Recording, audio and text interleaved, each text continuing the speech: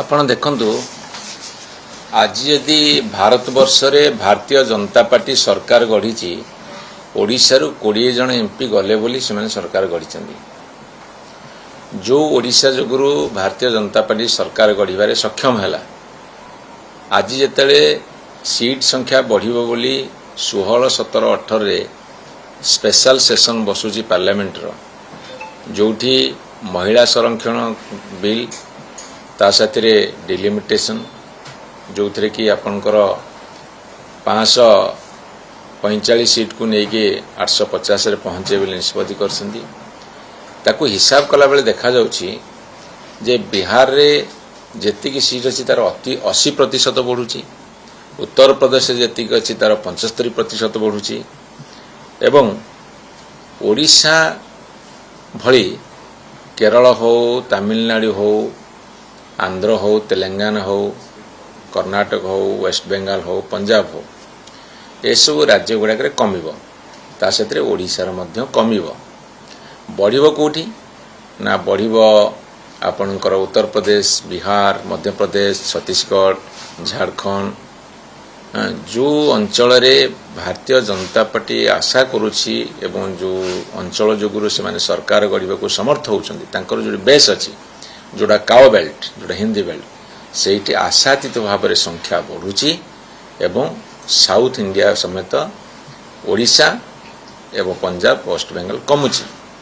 जाफल कौन हम मुझे कही रखा चाहे जातीय हार रे 3.9% आम रेसीओ थिला बेले एबे यदि बढ़िबो ताल 3.4 को कमिबो अर्थात 0.5% आमर कमिबो जदि 50% बढ़ुची पार्लियामेंट रे ताले आमर 50% बढ़िले 21 लोकसभा सीट रु तार अधा 10.5 आइदर 10टा सीट बढ़िबो 11टा सीट बढ़िबो जदि 21 रे 10 मिसिबो 31 जदि 11 मिसिबो ताले 32 जदि माने मात्र 7टी सीट बढ़ेबे 28 हम जदि 8टी सीट बढ़ेबे 29 हम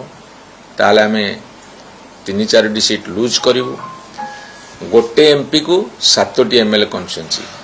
तेणु आम जितोटी एमपी सीट लूज करूँ सेते 7टी एमएलए सीट लूज करूँ तेणु एपटे विधानसभा को आम प्रतिनिधित्व कमिबो सेपटे पार्लियामेंट रे प्रतिनिधित्व कमिबो तेणु ये भारत सरकार एभली काहेकि करूछंती जदि ए कथाटा को जेतले गोटे पार्लियामेंट रे आसीबो कॉन्स्टिट्यूशन संविधान अमेंडमेंट आसीबो बहु पूर्व पब्लिक डोमेन को छाड़िया असुविधा करथिला लोकों को विचार को छाड़ी थांदे बुद्धिजीवी माने जो माने पॉलिटिकल साइंस रे राजनीति विज्ञान रे ज्ञान रखिसंती बुद्धिजीवी माने साधारण लोक शिक्षित लोक समस्त आलोचना करते पर्यालोचना करते आपणकर इलेक्ट्रॉनिक मीडिया रे पर्यालोचना होता विश्लेषण होता बहु लोक भाग नहीं था मतामत देते आमर जो एमपी माने जाइछन भारतवर्ष विभिन्न जगह से प्रशिक्षित होते ज्ञान लाभ करते से अनुसार जुक्ति उपस्थापन करते सरकार मध्य कोटी त्रुटि थी संशोधन करते जेहेतु भारतीय जनता पार्टी अभिसंधि मूलक काम करने को जाउछंती गभीर षड्यंत्र रचुछंती जे किछि अंचल बढ़ेबे किछि अंचल काटिबे तार भयानक परिणाम सामना को आसुची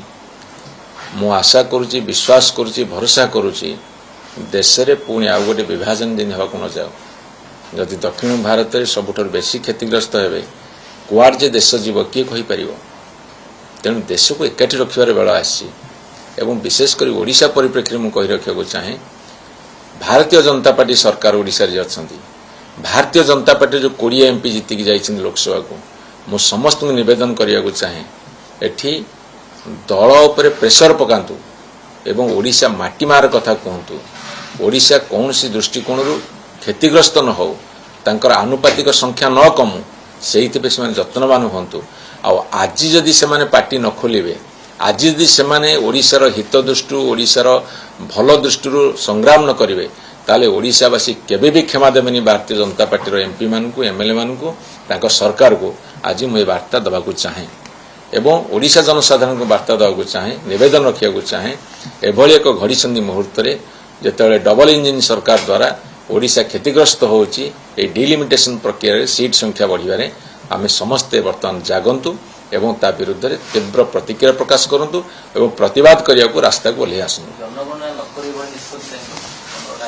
ଶୁଣନ୍ତୁ, ଏମାନେ 2011 ଜନଗଣନା ପରେ 2021 ଜନଗଣନା କରିବା କଥା। ଯଦି କରୋନା 2021 ମସିହାରେ ହେଲା 20 ମସିହାରେ ହେଲା ତାହେଲେ 22-23 ମସିହାରେ କରିପାରିଥାନ୍ତେ। ସେମାନଙ୍କର ଗୋଟେ ସୁଦୂର ପ୍ରସାରୀ ଅଭିସନ୍ଧିମୂଳକ ଷଡ଼ଯନ୍ତ୍ର ଏ ଭିତରେ ବାରି ହୋଇ ପଡ଼ୁଛି। ତେଣୁ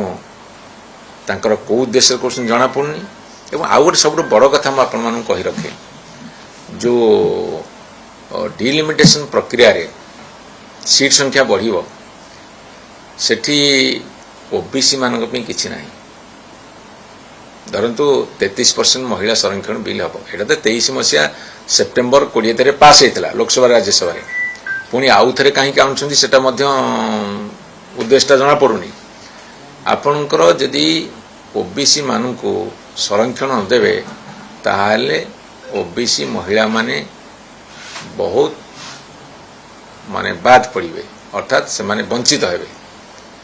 ଏବଂ SC ST ମହିଳାମାନଙ୍କୁ ତା ଭିତରେ ଦେଇପାରନ୍ତି 1/3, କିନ୍ତୁ ସବୁଠୁ କ୍ଷତିଗ୍ରସ୍ତ ଓବିସି ମହିଳା। ଓବିସି ଜାତିଭିତ୍ତିକ ଜନଗଣନା ହେଇଯାଇଥାନ୍ତା ଯଦି ଯେଉଁ ସେ ଆରମ୍ଭ କରିବାକୁ ଯାଉଛନ୍ତି, ତାହେଲେ ବହୁତ କଥା ଏ ଦେଶରେ ସମାଧାନ ସୂତ୍ର ବାହାରିଥାନ୍ତା। ସେମାନଙ୍କର ଇଣ୍ଟେନସନ୍ ଓବିସି କି ନ ଦେବା ପାଇଁ ଏଇଟା ସ୍ପଷ୍ଟ ଜଣାପଡ଼ୁଛି। 2011 ଜନଗଣନାକୁ ନେଇଛନ୍ତି। ଏବଂ ଦ୍ୱିତୀୟ କଥା, କ'ଣ ଯେ ଭାରତବର୍ଷରେ ହେବ ତାହା ଆକଳନ କରିବା ବର୍ତ୍ତମାନ ବହୁତ କଠିନ ବ୍ୟାପାର। ସତର୍କ ରୁହନ୍ତୁ ଭାରତୀୟ ଜନତା ପାର୍ଟି ସରକାର।